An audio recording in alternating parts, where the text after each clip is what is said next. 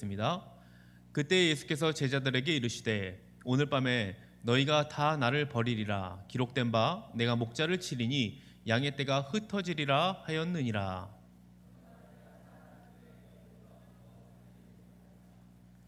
베드로가 대답하여 이르되 모두 주를 버릴지라도 나는 결코 버리지 않겠나이다. 예수께서 이르시되 내가 진실로 내게 이르노니 오늘 밤 닭울기 전에 내가 3번 나를 부인하리라. 베드로가 이르되 내가 주와 함께 죽을지언정 주를 부인하지 않겠나이다 하고 모든 제자도 그와 같이 말하니라. 이에 예수께서 제자들과 함께 겟세마네라 하는 곳에 이르러 제자들에게 이르시되 내가 저기 가서 기도할 동안에 너희는 여기 앉아 있으라 하시고 베드로와 세베대의 두 아들을 데리고 가실새 고민하고 슬퍼하사 이에 말씀하시되 내 마음이 매우 고민하여 죽게 되었으니 너희는 여기 머물러 나와 함께 깨어 있으라 하시고 조금 나아가서 얼굴을 땅에 대시고 엎드려 기도하여 이르시되 내 아버지여 만일 할만하시거든 이 잔을 내게서 지나가게 하옵소서. 그러나 나의 원대로 마옵시고 아버지의 원대로 하옵소서 하시고 시험에 들지 않게 깨어 기도하라.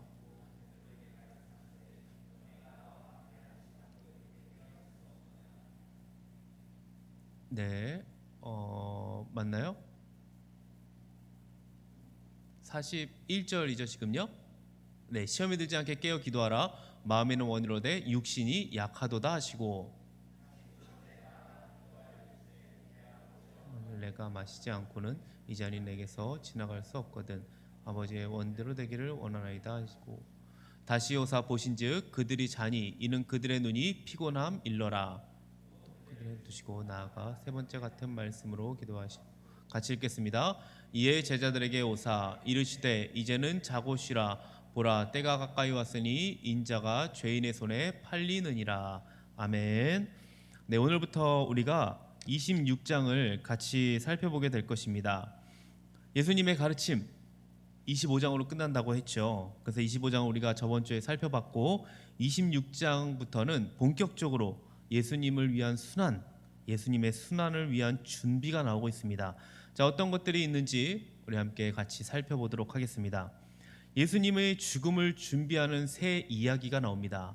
1절부터 16절까지 나오는데 먼저는 대제사장, 종교 지도자들이 예수님을 죽이려고 준비하는 이야기가 나오고 있어요. 그리고 이어서 예수님을 위하여 향유를 붓는 여인이 나오고 있죠. 예수님의 죽음을 예비하고 있습니다. 마지막으로는 제자 중 하나인 가룟 유다가 예수님을 대적하여 예수님의 이 죽음을 준비합니다. 처음에 나오는 대제사장 그리고 끝에 나오는 가룟 유다 예수님을 대적합니다. 그리고 예수님을 위하여 향유 붓는 여인이 지금 가운데 나오고 있어요. 그렇죠? 자, PPT로 한번 보도록 하죠. PPT를 보면 이렇게 돼 있습니다.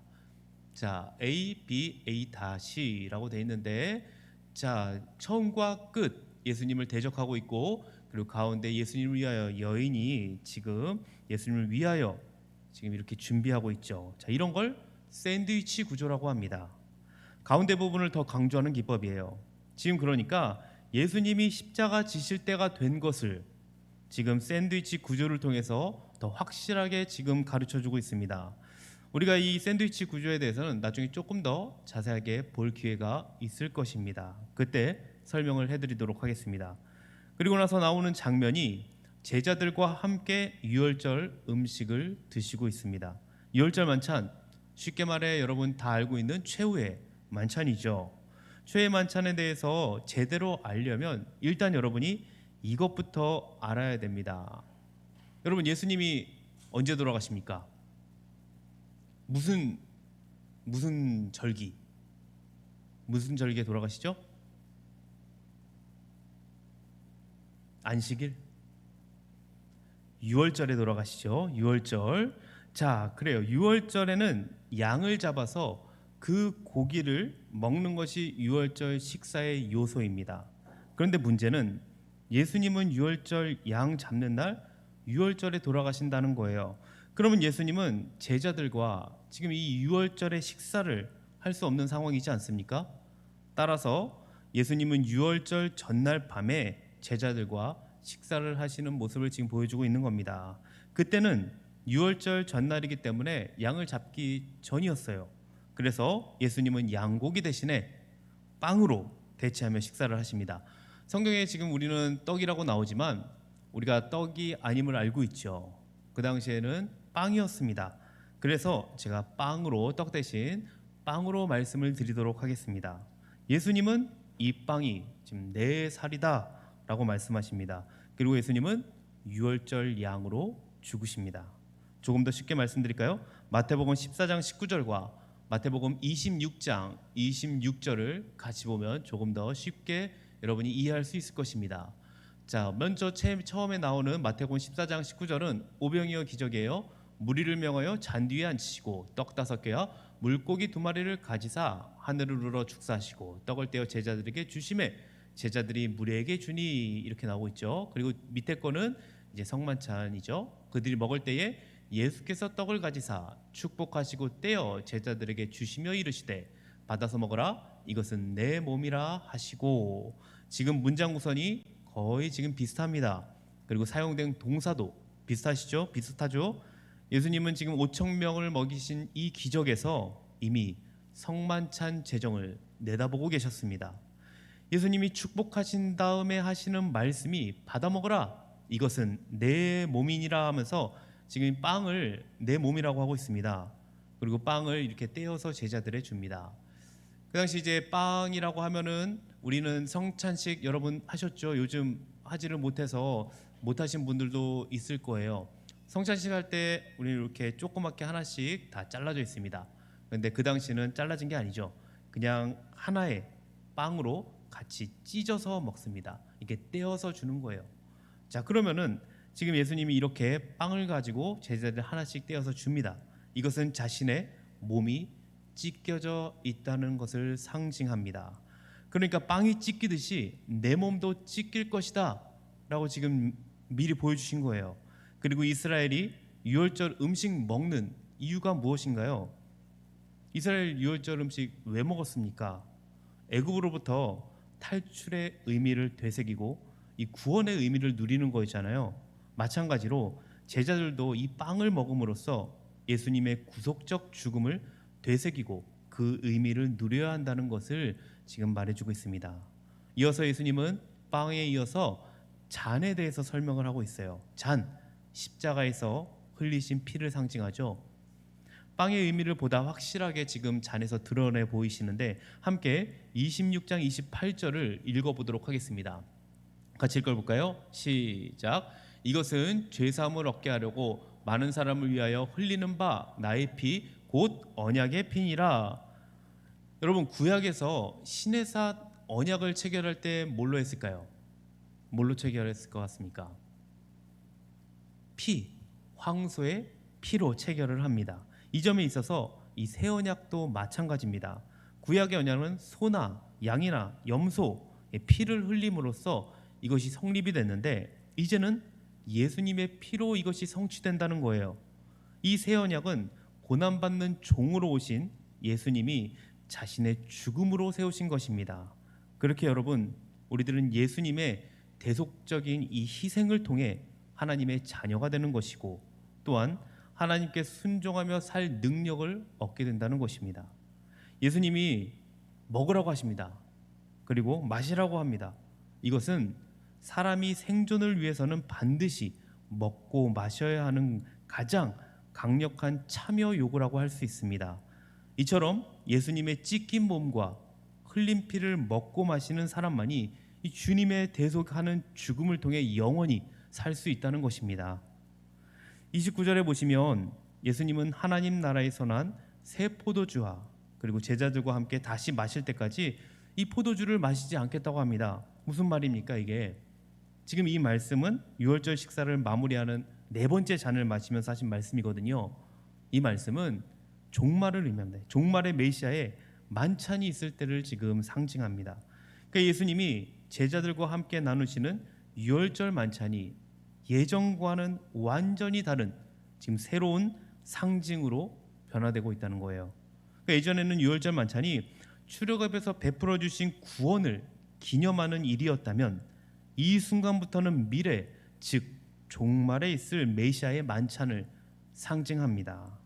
이처럼 예수 그리스도는 새 언약을 세우셨고 새 언약의 이 중보자가 되셨습니다. 이것이 바로 예수님의 찢긴 몸과 흘리신 피의 의미입니다. 이렇게 만찬을 하시고 이제 제자들과 감람산으로 이동을 합니다. 이동하는 중에 예수님은 제자들이 직면할 위기 상황에 대해서 미리 말씀을 하시고 계세요. 한번 31절에 보시면은 예수님이 어떻게 제자들에게 위기 상황을 말씀하시는지 한번 같이 읽어보도록 할게요. 시작. 그때에 예수께서 제자들에게 이르시되 오늘 밤에 너희가 다 나를 버리리라 기록된 바 내가 목자를 치리니 양의 떼가 흩어지리라 하였느니라. 예수님은 너희 모두 오늘 밤에 나 때문에 넘어질 것이다.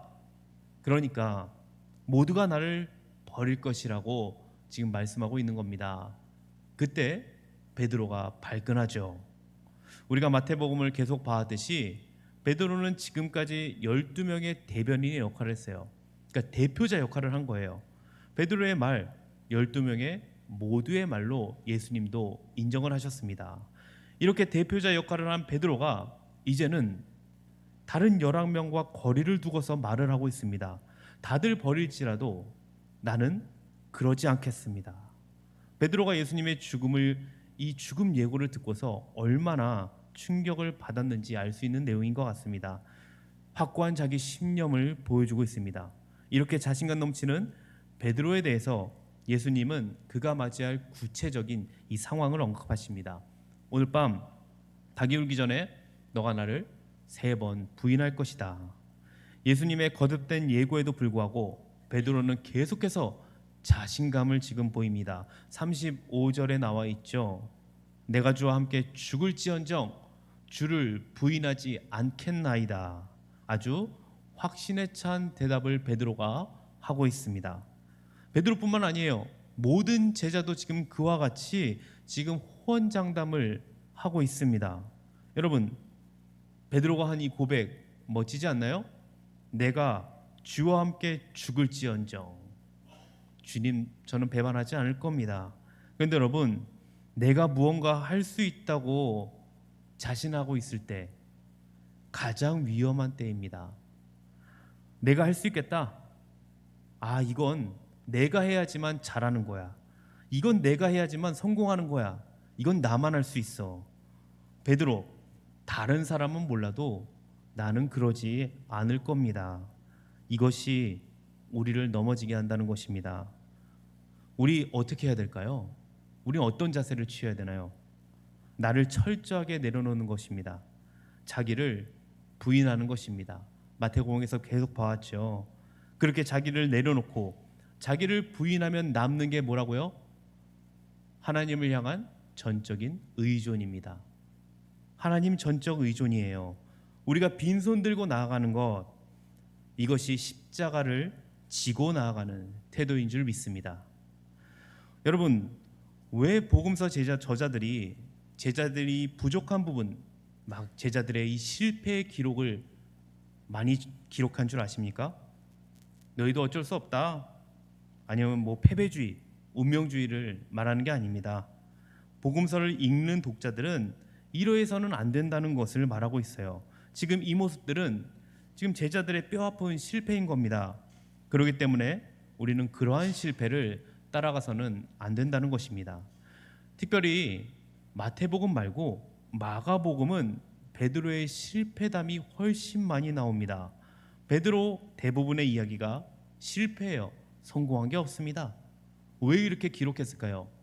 마가가 베드로를 미워해서 그럴까요? 그렇지 않죠. 요한의 제자 파피아스의 글을 보면 마가복음의 저작과 관련해서 베드로가 전달한 것을 마가가 이것을 기록했다고 나옵니다. 그러니까 마가복음 이면에는 지금 베드로가 있는 거예요. 아마도 베드로가 스스로 실패담을 기록하라고 했을 것입니다.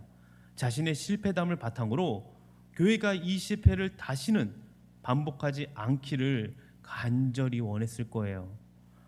여러분, 마가복음 저작 시기가 언제인지 아십니까? 그 당시에 저작 시기 때는 네로 왕제의 핍박이 있었을 때예요. 그리고 많은 성도들이 굉장히 두려움에 떨고 있었을 때였습니다. 그런 가운데 신앙을 지킬 수 있는 것, 자신감이 아닙니다. 자신을 내려놓는 태도, 자기 부인하는 그것이 오늘 본문이 우리에게 가르쳐주고 있는 내용입니다.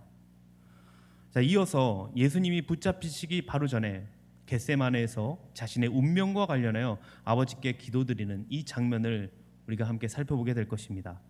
예수님과 제자들이 겟세마네라는 곳 불리는 곳에 이제 도착을 합니다.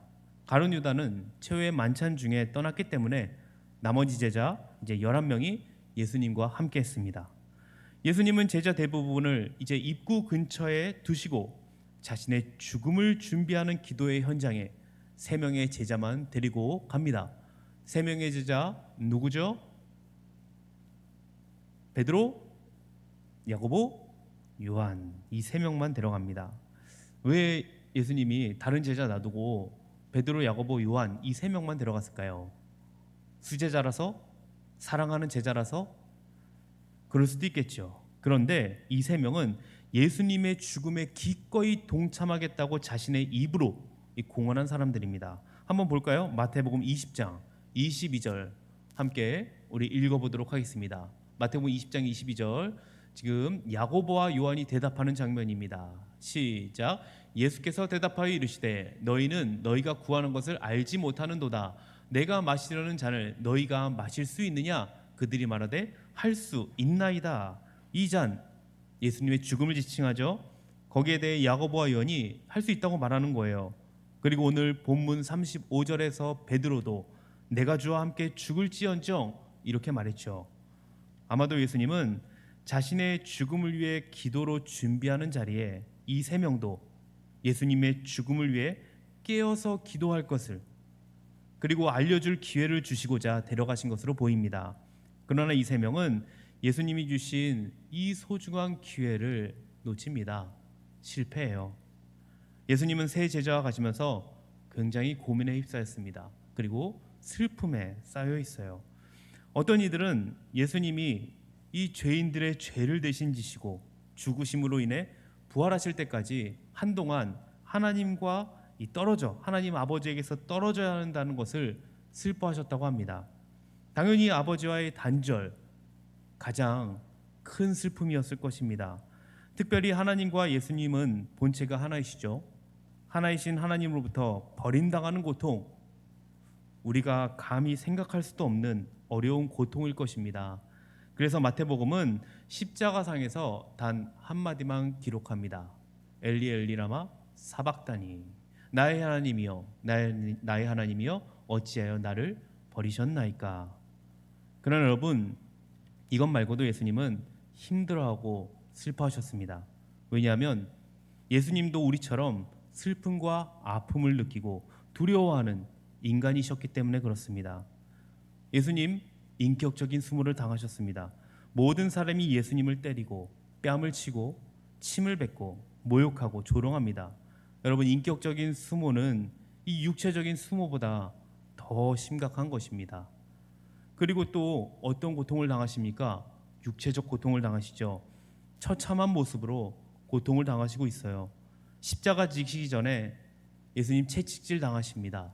그 채찍질 우리가 생각하는 채찍이 아닌 거 아시죠? 거기에 다 이렇게 박혀 있어서 한번 채찍질하면 살점이 다 뜯어져 나가는, 살같이 다 뜯어져 나가는 그런 채찍질입니다. 이러한 채찍질은 십자가 고통을 단축시키기 위함이라고도 합니다. 그러니까 십자가가 그만큼 고통스러운 것으로 육체적 고통에 지금 극을 보여주고 있는 거예요. 건강한 사람은 십자가에서 열흘도 살아있다고 합니다. 그렇게 고통스럽게 일주일가량 십자가에서 있는다면 너무나 힘들 것입니다.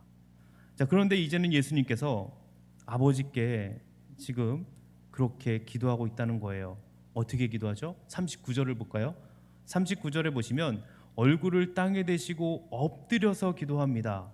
지금 예수님 자세가 지금 이렇게 땅에 대고 엎드려 기도해요. 이거 어디서 많이 보지 않았습니까? 지금까지는 다른 사람들이 예수님께 나와서 얼굴을 땅에 대고 엎드려 예수님께 기도했어요. 그런데 이제는 어떻게 한다고요? 예수님께서 아버지께 지금 그렇게 기도하고 있어요. 그만큼 절박하다는 겁니다. 절박한 심정을 예수님이 지금 보여주고 계세요. 여러분, 예수님 이렇게 기도하시는데 우리는 어떻게 기도해야 됩니까? 우리 어떻게 기도의 자세를 가져야 됩니까?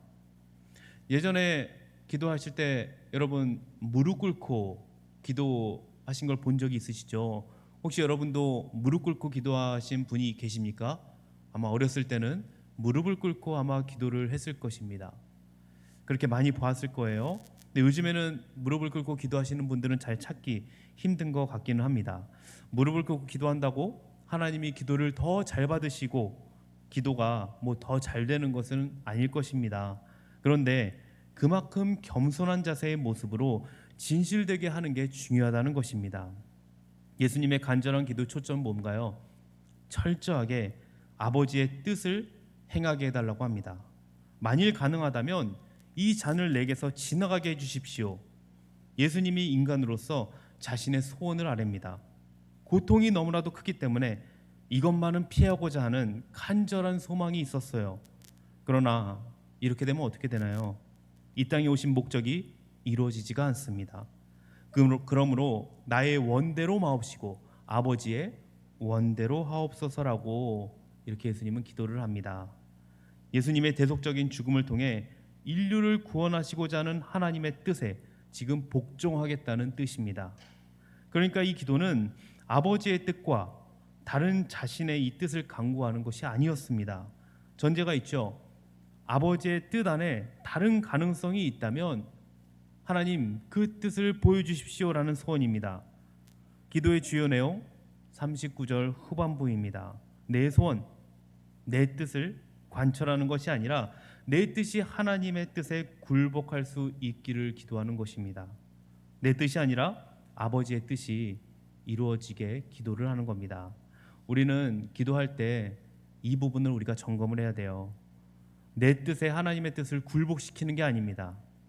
내 뜻을 아버지께 굴복할 수 있도록 해야 되는 것입니다. 내가 상상할 수 없는 것이라도, 내가 정말 이것만큼은 안 되겠는데요 라고 하는 것도, 너무나도 힘든데요 라는 것도 순종할 수 있어야 되는 겁니다. 그래서 기도는 순종을 배우는 원동력인 것입니다. 예수님이 한참을 기도하신 후에 세 제자들에게 오십니다. 그들에게 깨어 기도하라 하셨는데 세 제자들 잘도 자고 있습니다. 이런 제자들에게 교회를 맡기고 떠나야 하는 예수님의 심정 어떠하셨을까요?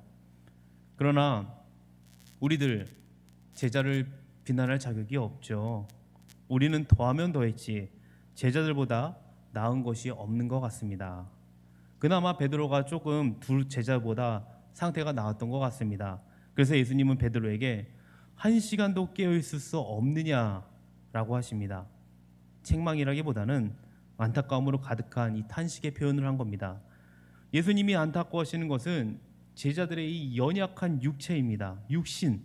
그들도 마음으로는 예수님과 함께 하면서 좀 주님의 고통에 조금이나마 동참하고 싶었을 것입니다.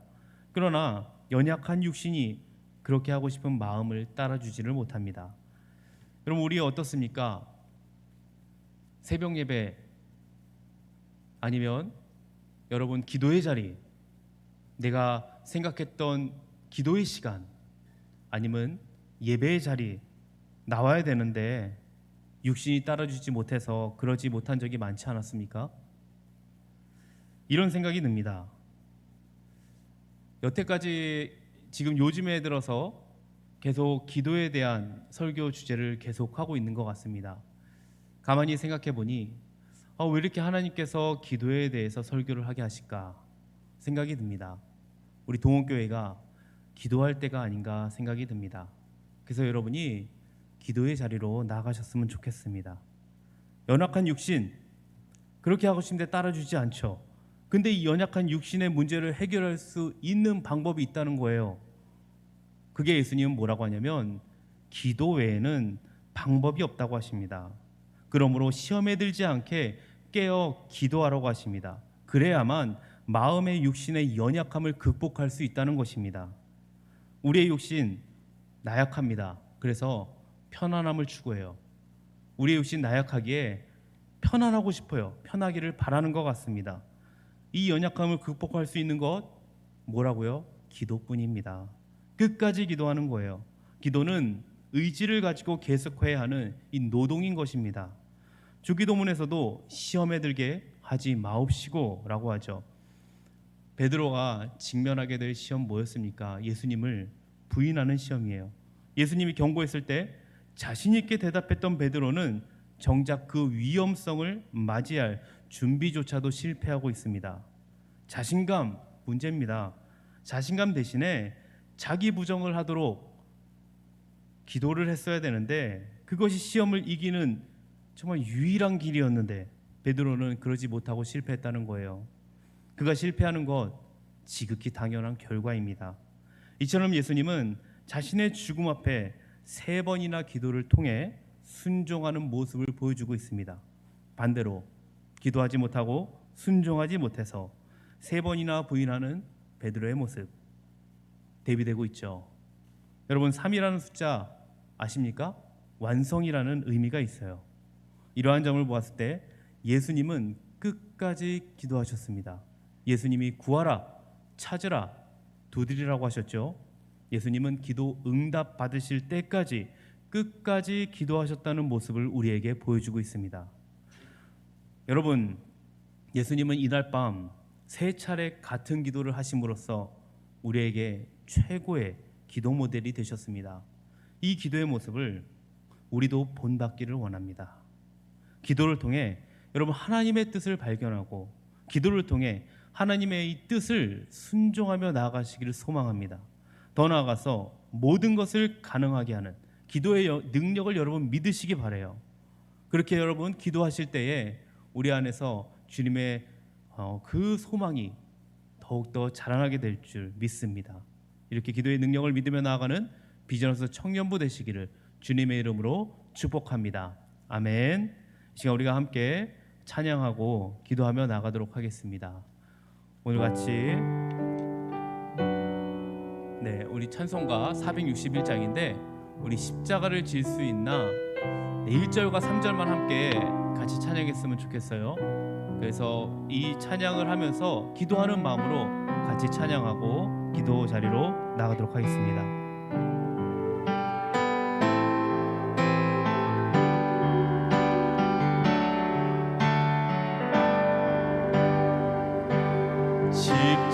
십자가를 질 수 있나 주가 물어보실 때 죽기까지 따르오리 성도 대답하였다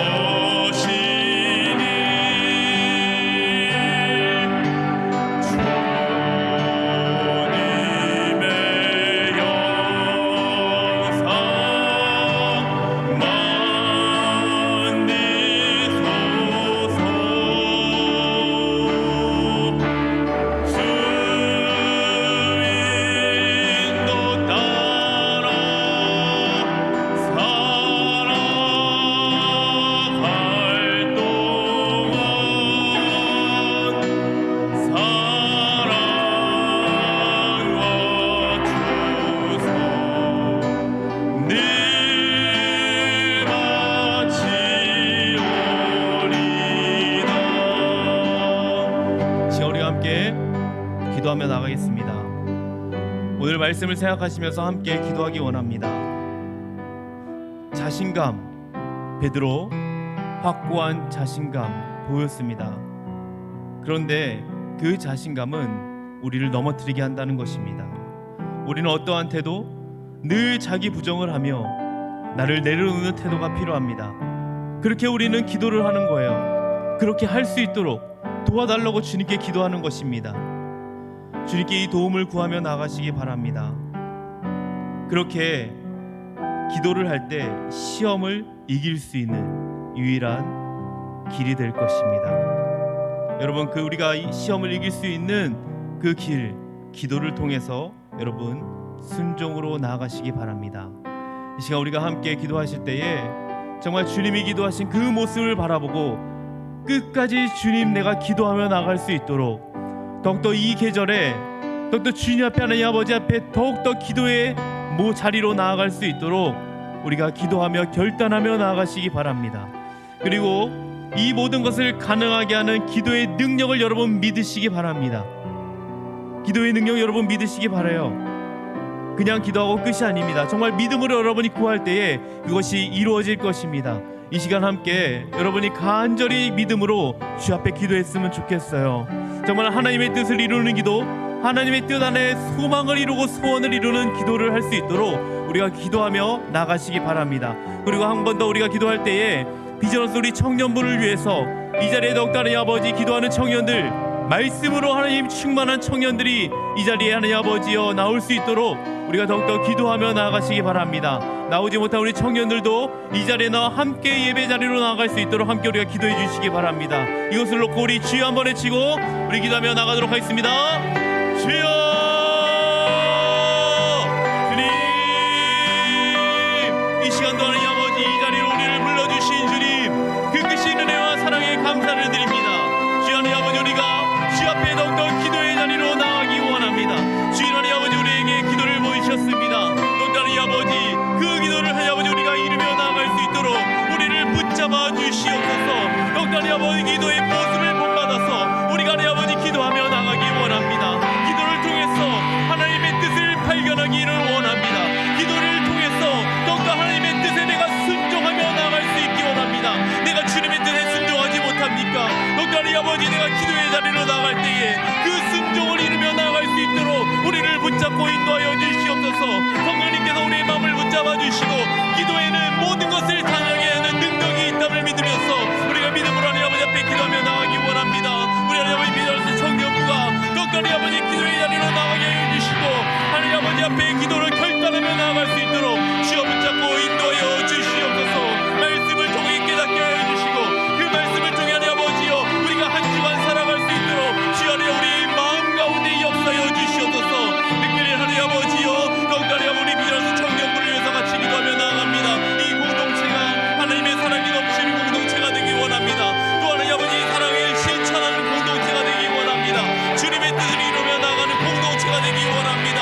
한 명 한 명 하나님 아버지 주님의 뜻을 이루며 나가는 공동체가 될 수 있도록 믿음을 허락하여 주시고 이 자리에 나오지 못한 우리 청년들도 이 자리에 나와 하나님을 예배하며 나갈 수 있도록 주여 붙잡고 인도하여 주시옵소서.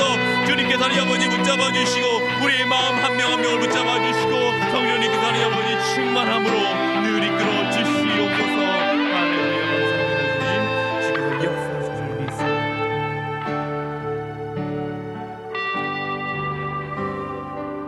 사랑의 주님, 오늘도 변치 않고 이 자리에 나와 예배하게 하신 주님의 은혜에 감사를 드립니다. 오늘 들은 말씀을 가지고 우리가 세상에 살아갈 힘을 주시옵소서. 내 뜻보다는 주님의 뜻을 구하며 나아가기를 소망합니다. 특별히 너무나도 기도하기 좋은 이 가을의 계절을 맞아서 우리가 더욱더 기도의 자리로 나아가게 하여 주시고 기도를 통하여 순종의 삶으로 나아갈 수 있도록 주님께서 은혜를 베풀어 주시옵소서. 성령님께서 우리의 생각과 말과 행동을 주장하여 주시옵소서. 감사드리며 예수님 이름으로 기도합니다. 아멘.